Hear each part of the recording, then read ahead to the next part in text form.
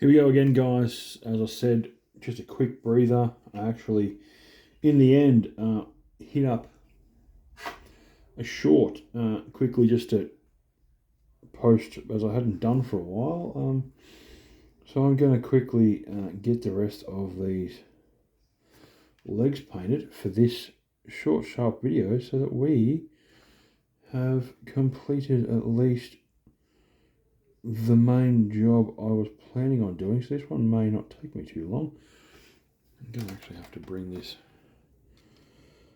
out a little bit. I have a light that I can move to wherever I need, basically 360 degrees. Very good item it is. I love it. It was purchased for me for my birthday last year, and for Christmas I got this lovely gaming table you can see me working off,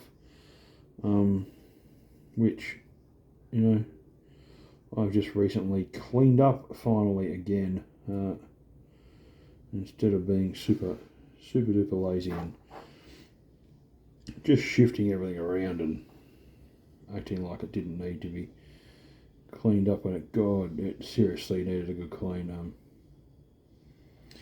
Stuff really was all over the shop. I don't know what I was doing. It was a mess. And if any of you have seen a movie, Zach Galifianakis and the one and only Will Ferrell, called The Campaign, I'm going to say it now, it's a mess. We're going to get in there and we're going to clean up this town and we're going to show them what to do, because it's a mess. That, my friends, is what you're going to get possibly for a little while from me, is some hilarity and randomness, because I am being myself and doing what I need to do to keep me, the big fella, entertained. Are you not entertained? Are you not entertained? Alright. Number 2 legs done, and let's hit up number 3. Definitely getting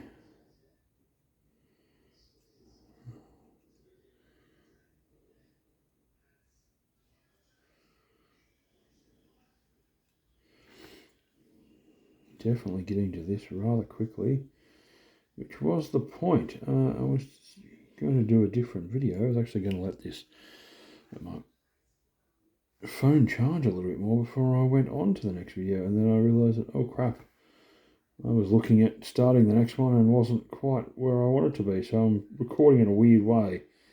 You've got a up and down recording of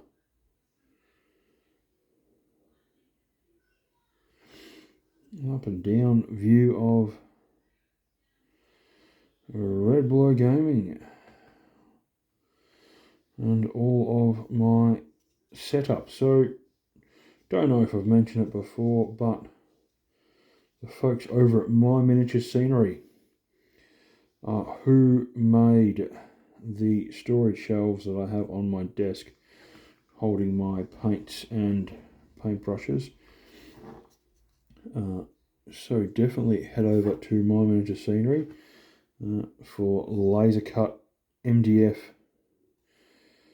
painting racks, but also while you're over there, you will find that they also do MDF terrain for your tabletop battles, and we are talking about not only 40k but bolt action as well.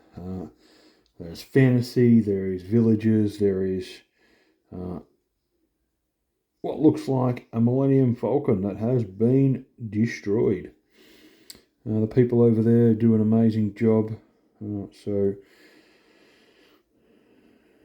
have a look, have a Google. Not hard to find. Ship Australia wide. They do complete terrain sets, single pieces. Everything is easily assembled and glued together with some PVA. All of the instructions are online on their website as well when you do purchase an item. So easy to find what you need. Anyway, that is that section done. And while we're here, we will close off this particular stuff. And we'll swing over into the Abaddon Black Base paint, which, to be honest, has gone to the gods a little bit. And I'm going to grab these. Oops, bumping the thing. I'm going to grab these bad boys and I'm going to hit these up with a second coat of black. And that way, as we go around,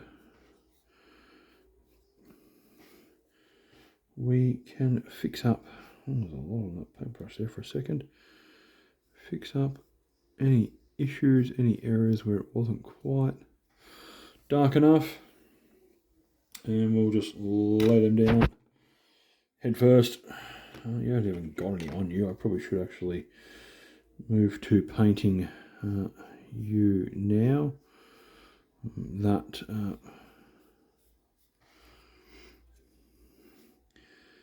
paint should have, from the base flock, should have dried enough that I can get into, which we're about to go over it. Look at that, it's definitely dried enough. Get into painting the black rims, the rims of these other guys. Another one bites the dust, another one down. Get out of the way. Get you over here out of the way. Change sides. Half time, change sides, boys. Get over there. We definitely did a different style of dry brushing on those sun-forged Star Scythe, because I forgot, I panel lined, and I think I panel lined. I can't remember. I realised that I hadn't actually done any of it and was a hell of a lot further forward in my painting than what I had anticipated, because I was getting a little bit sidetracked on what I was doing, which happens from time to time. So as we move around the base, there we go. Another one bites the dust per se. A bit of a gag there. There we go. Next fellow in, and I'm going to pull the pin after this one because I'm pretty sure I'm about to hit qualifying on the Spanish Grand Prix. So there's a little bit of a let in for anyone who doesn't know anything about Red Blue Gaming, or a little secret.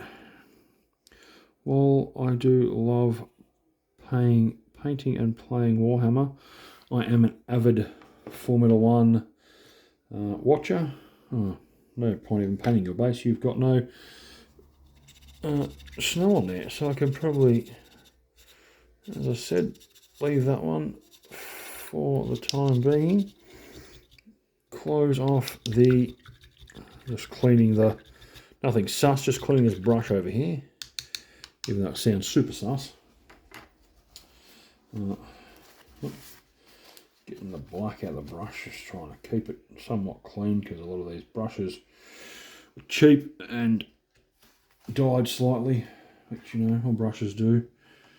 But for the time being, I'm going to jump off. I've got 4 of those guys. So we've got obviously snow baiting to be done there. And then these guys, some eyes painted, silver done, and figuring out what I'm going to do with the guns, which it did say Null Oil. So let me find my Null Oil. Agrex Earthshade Null Oils right there. And while we're talking about this, let's actually get this big bad boy in. Let's see what happens. Let's try it out.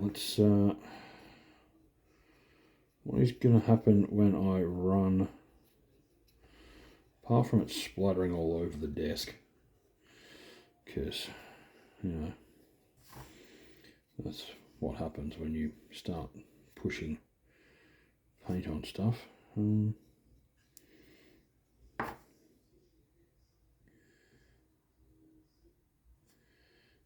Yeah. Let's go with this. As you can see, it's been non-oiled. Let's go with this and see if it has an effect on what I anticipate, because it did actually do something somewhat, well, similar to a degree, in terms of I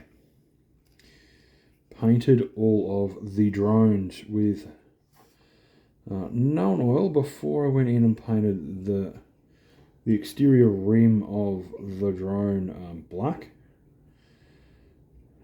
The known oil gave a very interesting colour shift in terms of how it sat on the white primer I used. So hopefully we get a similar kind of look, and if that's the case, then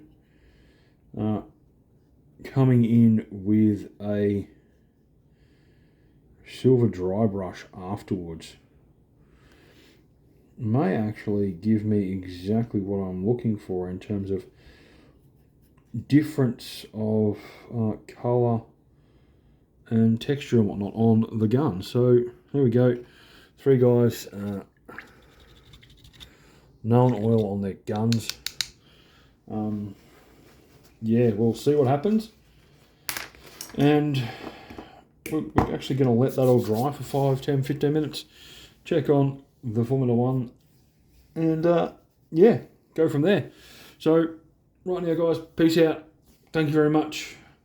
We'll have almost 2 full squads of Sunforged ready to rock and roll in the near future for tabletop, which means I have to get into gear and actually show off, do a bit of an army showcase to show where I'm up to so everyone can see what's going on, because I'm pretty sure I am sitting at and around the 1200 to 1500 point mark of models ready to go, painted, fully painted, based and everything. So hopefully this year we'll get some better paint scores at competitions, considering this paint style is totally different and I've tried something new. And yeah, I do have to have a think about, I would like to look at the engines on the back of the models, doing something with those. I don't know if I have